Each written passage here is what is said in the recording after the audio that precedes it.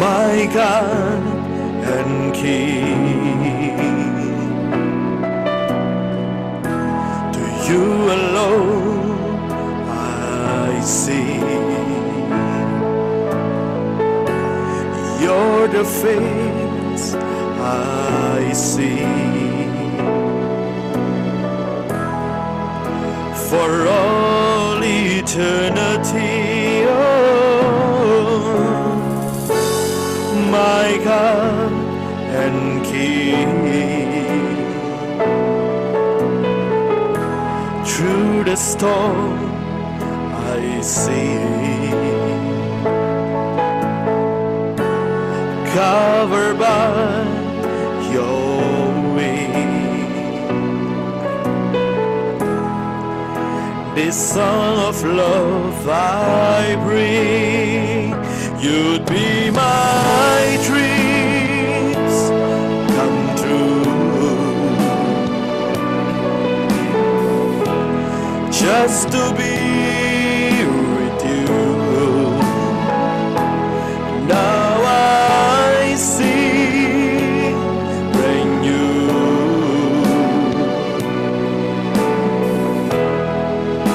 With eyes for only you. Oh, my God and King. To you alone I sing. You're the face I see. For all eternity, you'd be my dreams come true. Just to be with you. Now I see brand new. Oh, with eyes for only you, you'd be my dreams, you'd be my dreams come true. Just to be with you, oh God, just to be with you. Now I see brand new. With eyes for only you. With eyes for only you. With eyes for only you.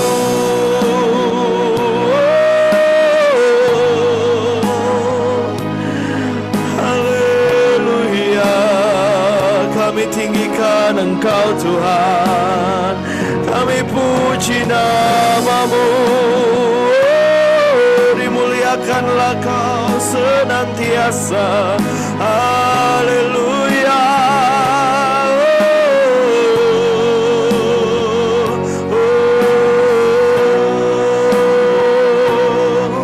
Yang kami rindukan Tuhan adalah hadirat-Mu. Biar hadirat-Mu Tuhan yang memenuhi setiap kami. Ku yakin Kau hadir di sini. Ku rasakan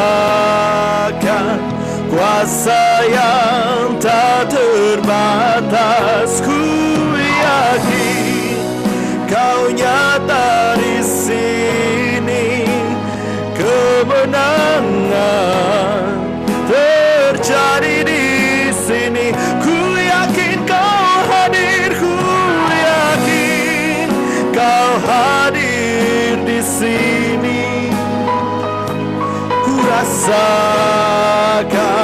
kuasa yang tak terbatas. Ku yakin Kau nyata di sini. Kemenangan terjadi di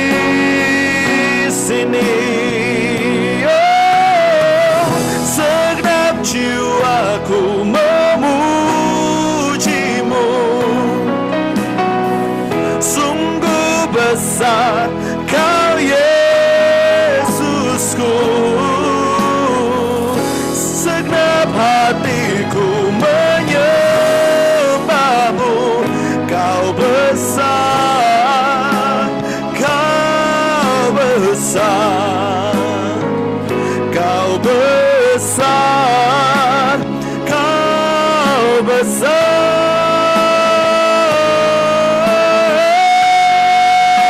Dan ku yakin Kau hadir di sini. Ku rasakan kuasa yang tak terbatas. Dan ku yakin Kau nyata di sini. Kemenangan terjadi di sini. Kesembuhan terjadi di sini. Kelepasan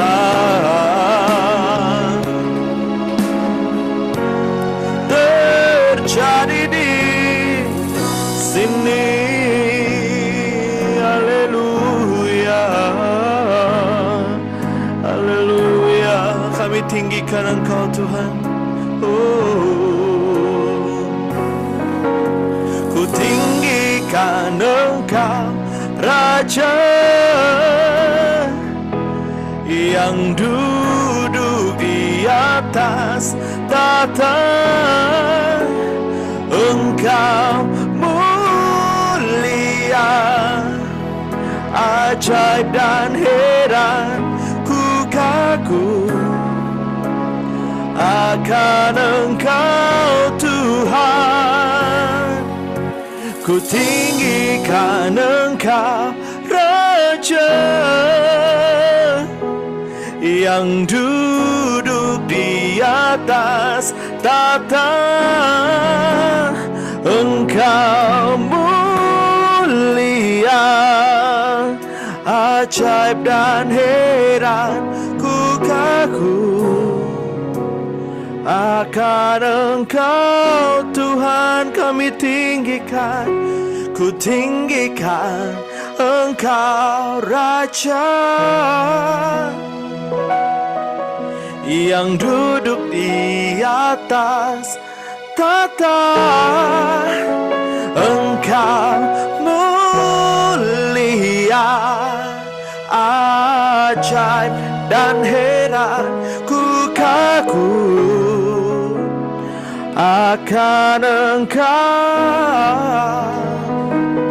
Ku kagum akan Engkau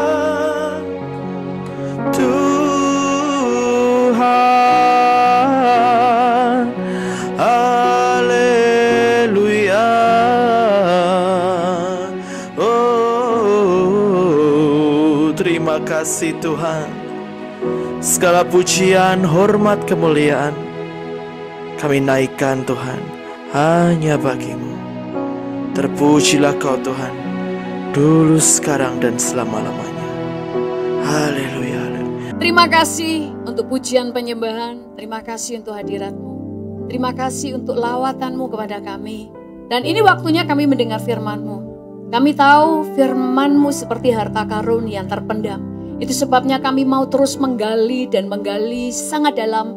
Sehingga banyak hal yang baru yang disingkapkan. Kami mau terus mendapatkan yang baru, yang segar, yang tidak pernah kami dengar dan tidak kami ketahui sebelumnya. Karena kami mau kaya di dalam firman, kaya di dalam pengetahuan, dan kaya di dalam pengenalan akan Engkau. Kami bersyukur kepadamu Tuhan. Biarlah roh hikmat dan wahyu menguasai kami, sehingga firman-Mu mengubah cara pikir kami. Terpujilah nama-Mu Tuhan. Di dalam nama Tuhan Yesus semua yang siap mendengar katakan amin. Berikan tepuk tangan yang meriah untuk Tuhan Yesus. Haleluya. Silakan duduk kembali. Oke, tema hari ini hidup yang berbuah. Kita sebelumnya membaca di dalam Yohanes 15 ayat yang ke-8. Firman Tuhan berkata begini, kita baca sama-sama. 1, 2, 3. Dalam hal inilah Bapakku dipermuliakan, yaitu jika kamu berbuah banyak, dan dengan demikian kamu adalah murid-muridku. Alkitab berkata bahwa dalam hal inilah Bapakku dipermuliakan, yaitu jika kamu berbuah banyak. Dengan demikian kamu adalah murid-muridku. Nah, seringkali kita itu mikir gini loh, untuk menjadi pelaku firman itu sulit, nggak gampang. Makanya tadi Pastor Supit juga berkata begini, kita di dalam hidup harus menjadi teladan. Seringkali kita berpikir untuk menjadi melakukan firman itu hal yang susah. Untuk menjadi berbuah atau menjadi teladan itu adalah hal yang susah. Tetapi Alkitab berkata begini di dalam 1 Yohanes 5 ayat 3 berkata begini. Kita baca 1, 2, 3. Sebab inilah kasih kepada Allah, yaitu bahwa kita menuruti perintah-perintahnya. Perintah-perintahnya itu tidak berat. Perintah-perintahnya itu tidak berat. Bahkan di dalam terjemahan TSI dikatakan mengasihi Allah berarti menaati perintah-perintahnya. Hal itu tidaklah sulit untuk kita lakukan. Kenapa? Tuhan tidak akan pernah memerintahkan kita melakukan sesuatu tanpa lebih dulu Tuhan memperlengkapi kita. Alkitab berkata begini, biarlah kita menaruh pikiran dan perasaan yang sama yang terdapat pada Kristus Yesus. Kayaknya sulit. Enggak, itu gampang. Kenapa? Alkitab berkata, kamu diciptakan menurut gambar dan rupa Allah. Bahkan Yesus yang Allah lahir ke dunia menjadi sama dengan kita, menjadi manusia, 100% memakai kemanusiaannya, bisa sakit, bisa terluka, bisa lelah, bisa lapar, bisa dikhianati, tapi dia bisa berlaku benar. Itu untuk menunjukkan kamu bisa melakukan apa yang aku bisa lakukan. Waktu Tuhan berkata bahwa jadilah terang. Kenapa? Kamu harus bisa menjadi terang karena Tuhan berkata kamu adalah terang dunia. Kalau kita saat ini memerintahkan kepada matahari untuk jadi terang, tidak hal yang sulit.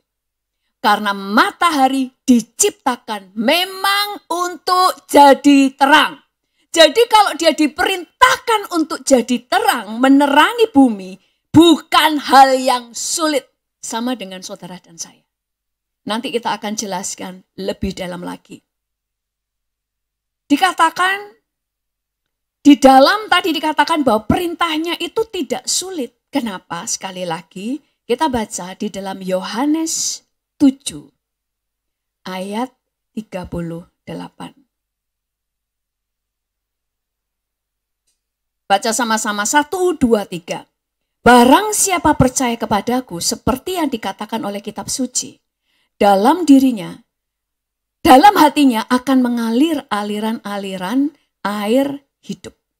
Di sini dikatakan pada waktu kita percaya kepada Tuhan, detik itu juga kita akan diberikan mata air sehingga mengalir aliran-aliran air hidup.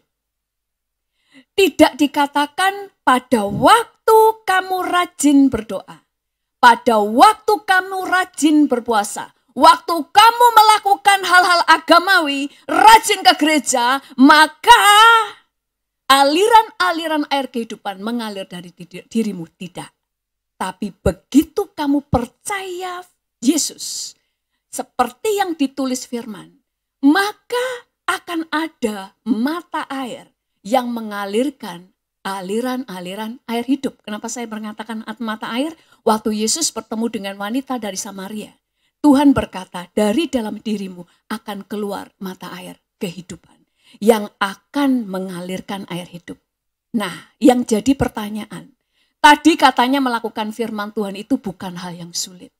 Tapi pada kenyataannya sulit. Betul nggak? Kita kalau mau ngerti firman, kita juga harus jujur dengan apa yang ada supaya Tuhan menjelaskan. Pada kenyataannya menjadi pelaku firman susah tuh, buktinya banyak orang datang ke gereja kepahitan dengan orang gereja. Karena mereka mulutnya pahit, memahitkan, perlakuan mereka menyakitkan, semuanya katanya begitu terima Yesus ada aliran-aliran kehidupan yang artinya semua yang dekat dengan dia memperoleh kehidupan karena air memberikan kehidupan. Dan tadi firman Tuhan berkata bahwa menjadi pelaku firman tidak sulit. Karena Tuhan itu tidak akan menuntut kita melakukan sesuatu yang kita tidak diperlengkapi. Karena Allah itu adil. Tapi kenyataannya sulit. Jadi kita selama ini fokusnya menghasilkan buah. Salah. Kalau fokusnya menghasilkan buah, tidak akan berhasil. Contoh, matahari itu terang. Kalau sampai terjadi gelap, yang masalah bukan mataharinya. Matahari diciptakan jadi terang. Dia tetap bersinar, dia tetap mengeluarkan panas, dia api. Tapi kalau terjadi gelap, hanya ada kemungkinan. Pertama, karena bumi sedang berputar dan membelakangi matahari. Sehingga ada gelap. Karena membelakangi matahari, yang salah bukan mataharinya. Kedua, mungkin karena tertutup awan. Yang salah bukan di matahari, tetapi ada penutupnya. Atau karena ada yang menutup, yaitu bulan. Sehingga terjadi gerhana matahari dan terjadi gelap. Tapi mataharinya tetap matahari. Kalau dikatakan begitu kita terima Yesus, ada air kehidupan, air itu tetap ada di sana. Masalahnya kenapa tidak bisa mengalir? Bukan masalah airnya nggak ada. Tapi karena ada penyumbatnya. Makanya fokus kita menghasilkan buah. Fokus Yesus memperbaiki penyumbatnya harus dilepas. Karena kalau penyumbatnya dilepas, otomatis kamu akan berbuah. Karena menghasilkan buah dan mengalirkan air kehidupan itu otomatis. Tuhan tidak pernah memerintahkan yang kita tidak bisa lakukan. Makanya Tuhan berkata, jadilah terang. Karena Tuhan berkata, kamu adalah terang dunia. Kamu adalah matahari. Makanya iman kita harus dirubah. Jangan berpikir saudara lilin. Karena Alkitab tidak pernah berkata saudara lilin. Saudara bukan pelita yang kecil karena Tuhan tidak berkata kamu pelita, tapi kamu terang dunia, terang turinya itu matahari. Berikan tepuk tangan untuk Tuhan Yesus. Jadi dikatakan tadi bahwa akan ada aliran-aliran kehidupan. Yang artinya bahwa air dan kemampuan untuk menghasilkan buah dan memberikan kehidupan kepada banyak orang itu sudah ada. Makanya kita baca di dalam Kejadian 26 ayat 15 itu berkata begini. Di dalam Kejadian 26 ayat 15. Segala sumur yang digali dari zamannya Abraham, ayahnya, ini bicara tentang Ishak, oleh hamba-hambanya ayahnya, telah ditutup oleh orang Filistin dan ditimbun dengan tanah. Nah, Ishak itu mau menggali sumur. Dia nggak perlu menggali di tempat-tempat yang nggak ada airnya. Dia tahu sebagai anak Tuhan, Tuhan sudah menyediakan air. Tugas dia menggali supaya penutupnya itu dibuka. Yang menutup adalah orang Filistin. Di Alkitab orang Filistin berbicara tentang roh-roh jahat. Bicara tentang musuh yang selalu ingin menutup berkat. Dan dikatakan di dalam Kejadian 26 ayat 18 sampai 19 berkata begini. Kemudian Ishak menggali kembali sumur-sumur yang digali dalam zaman Abraham ayahnya. Dan yang telah ditutup oleh orang Filistin sesudah Abraham mati. Disebutkannya lah nama sumur-sumur itu menurut nama-nama yang telah diberikan oleh ayahnya.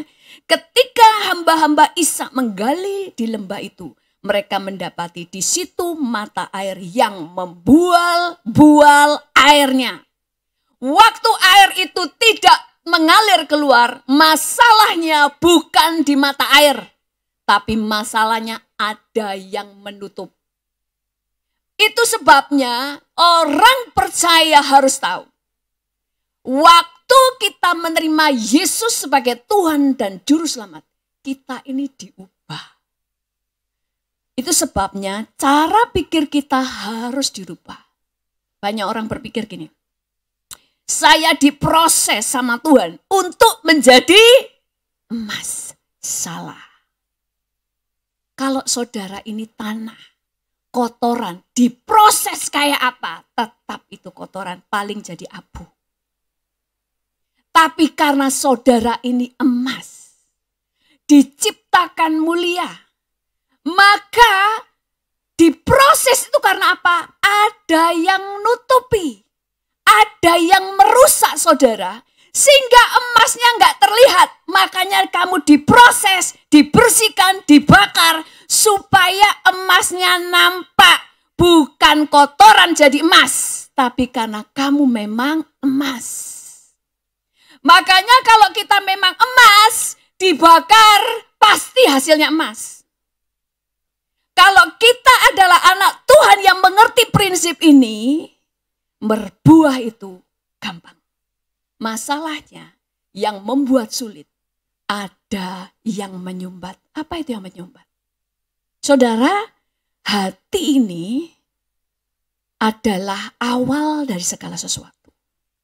Kalau hati saya ini jahat dan penuh dengan kepahitan, yang keluar itu pahit. Pohon jeruk, kita tidak akan bisa berharap akan menghasilkan buah mangga. Pohon yang beracun, kita tidak bisa mengharapkan dia menghasilkan buah yang baik. Makanya fokusnya bukan menghasilkan buah. Fokusnya mencari penyumbatnya. Ada seorang anak kecil, dikatakan dari umur 6 tahun dan waktu itu dia sudah 8 tahun. Dia dikatakan psikopat kecil. Kenapa? Ternyata dari kecil, dari umur 4 tahun, waktu ibunya mengandung anaknya yang umurnya jaraknya 4 tahun dengan dia, waktu anaknya sebulan ibunya meninggal. Anak ini terus mengalami pelecehan seksual dari ayahnya karena ayahnya seorang pemabuk. Ayahnya suka menyiksa karena pemabuk, taunya kejahatan.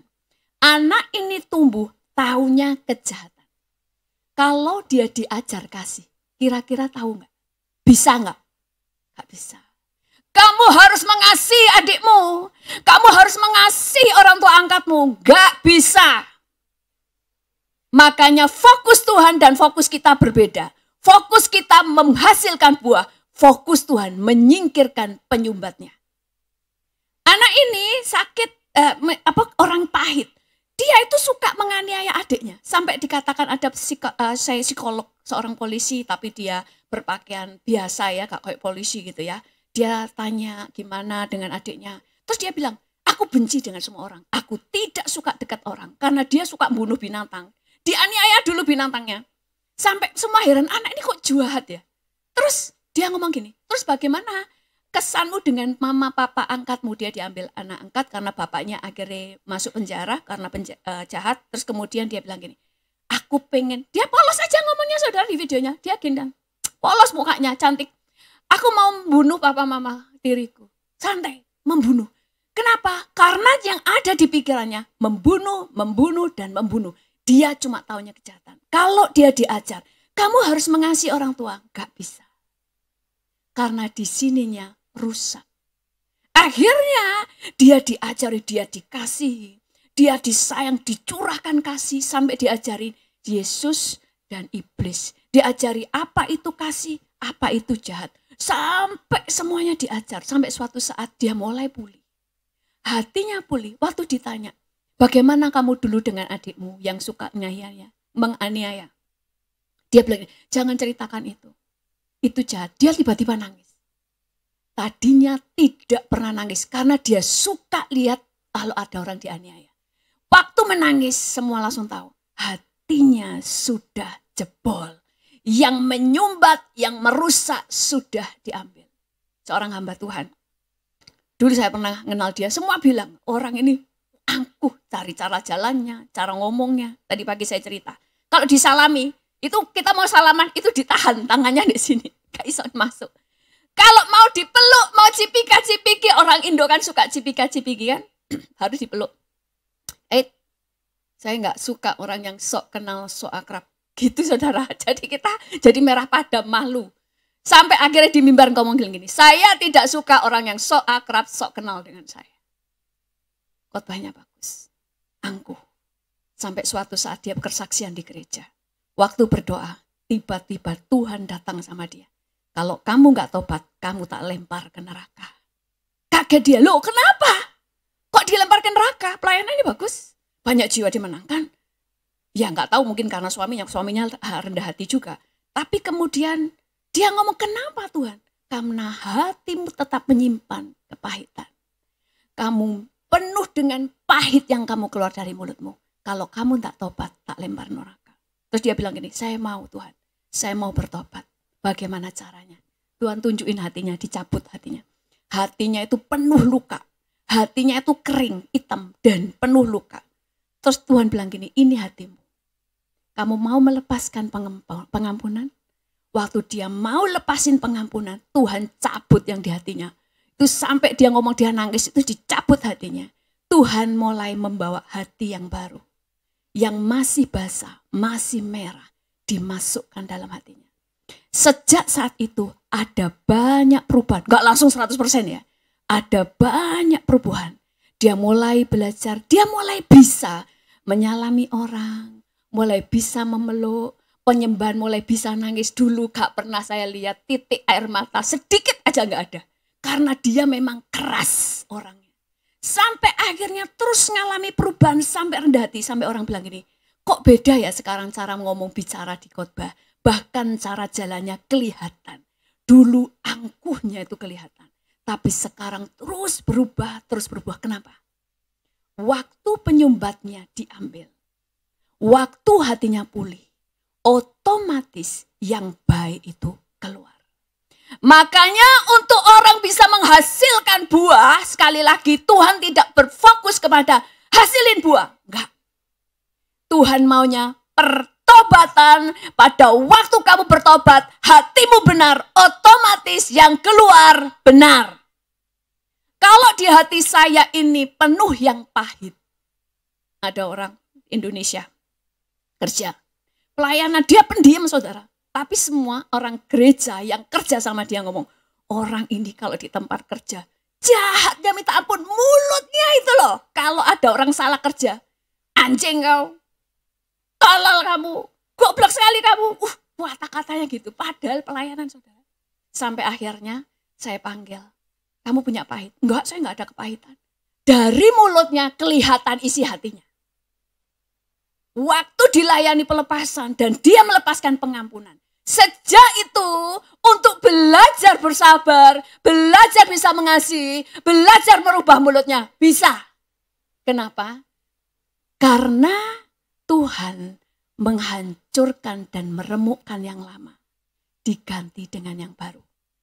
Makanya ada firman Tuhan yang berkata di dalam Yehezkiel 36.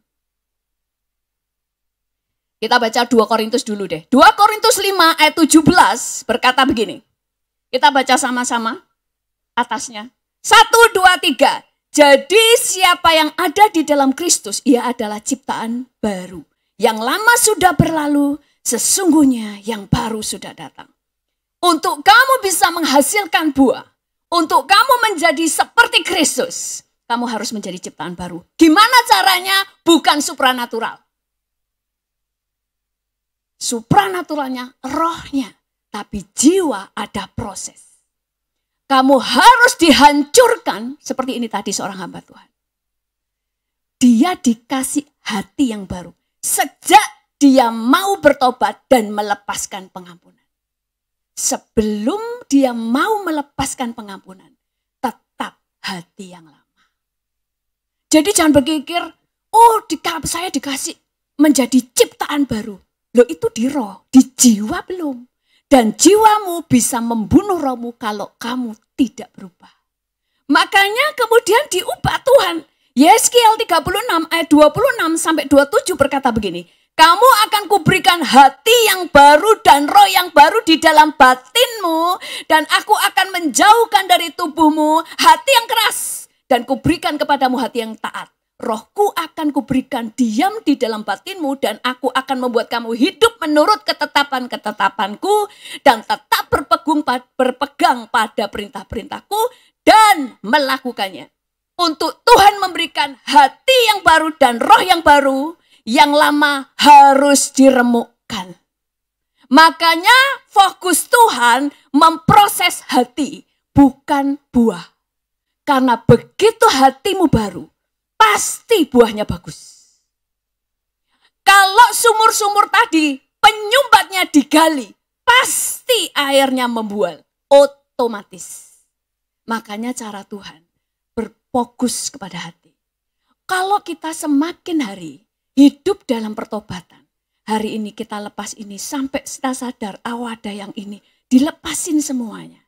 Pasti menjadi manusia yang terus bertumbuh di dalam karakter yang diperbarui menjadi berkat. Saudara, kalau saudara asli orang baik, disuruh jahat, saudara pergumulan. Suami saya itu orangnya gak bisa bohong. Kalau saya masih bisa, tapi bukan untuk nipu orang. Bohongnya maling, sudah makan, padahal sudah, belum, kelaparan, gak enak ya kan. Sudah, kalau orang Jawa gitu kan. Suami saya gak bisa. Kalau dipaksa bohong, penderitaan, dia melarikan diri. Lebih baik gak menghadap orang. Tapi bagi yang suka bohong, disuruh jujur, susah. Masalahnya di sini. Makanya diperbaiki di sini. Baru jadi orang yang benar. Kita baca di dalam firman Tuhan. 2 Timotius 3 ayat 17 berkata begini. Dengan demikian, tiap-tiap manusia kepunyaan Allah diperlengkapi untuk setiap perbuatan baik. Tidak dikatakan tiap-tiap manusia seluruh bumi diperlengkapi untuk perbuatan baik. Tidak, hanya yang menjadi milik Allah. Untuk kita menghasilkan buah, Tuhan rombak hati, diremukkan. Kedua, diberi hati dan roh yang baru. Ketiga, diperlengkapi untuk perbuatan baik. Makanya gak ada alasan sulit berbuat baik, sulit untuk berbuah. Karena itu normal, itu otomatis keluar dari hidup kita. Orang yang hidup di dalam pertobatan, orang itu bisa lihat, gak usah berusaha jadi baik. Tapi kebaikan itu pasti mengalir dengan normal. Jadi Tuhan itu bagaimana sekali lagi Tuhan memperbaiki yang di dalam. Karena begitu hati kita semakin bersih, maka yang keluar adalah air kehidupan. Ada firman Tuhan tentang minyak narwastu di dalam Markus 14 ayat 3 berkata begini. Ketika Yesus berada di Betania, di rumah Simon si kusta dan sedang duduk makan, datanglah seorang perempuan membawa suatu buli-buli pualam berisi minyak narwastu murni yang mahal harganya. Setelah dipecahkannya leher buli-buli itu, dicurahkannya minyak itu ke atas kepala Yesus. Lalu di Yohanes 12 ayat 3. Ceritanya sama, tapi Yohanes selalu menulis dari sisi yang berbeda yang tidak ditulis oleh murid-murid yang lain. Dia berkata gini, maka Maria mengambil setengah kati minyak narwastu murni yang mahal harganya, lalu meminyaki kaki Yesus dan menyekanya dengan rambutnya. Dan bau minyak semerbak di seluruh rumah itu. Minyak wangi narwastu adalah minyak paling wangi di antara parfum-parfum yang lain dan harganya seperti harga emas di zaman itu. Wangi itu sudah ada di situ. Tapi selama dia masih ada di batu pualam, wanginya tidak bisa nyebar. Maka kita nggak bisa ngomong kepada batu pualam ini, keluarkan minyakmu untuk jadi berkat. Sehingga semua orang bisa mencium wangimu. Gak bisa. Karena masalahnya bukan di minyaknya. Masalahnya di penyumbatnya. Untuk dia bisa mengeluarkan wangi, maka leher dari buli-buli harus dipatahkan. Setelah patah, otomatis itu wanginya semerbak di seluruh ruangan. Kenapa? Sekali lagi, ada banyak penyumbat di dalam hidup kita yang harus dilepaskan. Orang yang menyimpan pahit itu adalah menyimpan penyumbat dalam dirinya. Makanya orang kepahitan disuruh ngomong manis, keluarnya pasti pedes. Disuruh baik, tetap pedes, tersinggungan, baperan, karena di sininya ada yang salah. Disuruh berbuat kasih, nggak bisa, buahnya yang salah, makanya harus dicabut sampai akar-akarnya, baru dikasih yang baru. Kemudian kita sekali lagi pada waktu diremukkan, dipecahkan, baru narwastu keluar, air kehidupan keluar, sinar kemuliaan keluar, baru kita bisa jadi berkat. Semakin kita dibereskan, semakin banyak orang diberkati dari hidup kita. Amin. Berikan sorak-sorai kepada Tuhan Yesus. Saya undang semuanya bangkit berdiri. Saya undang tim Praise and Worship. Ku yakin Kau hadir di sini. Ku rasakan kuasa yang tak terbatas. Ku yakin Kau nyata di sini. Kemenangan terjadi di sini. Ku yakin Kau hadir. Ku yakin Kau hadir di sini. Ku rasakan kuasa yang tak terbatas. Ku yakin Kau nyata di sini.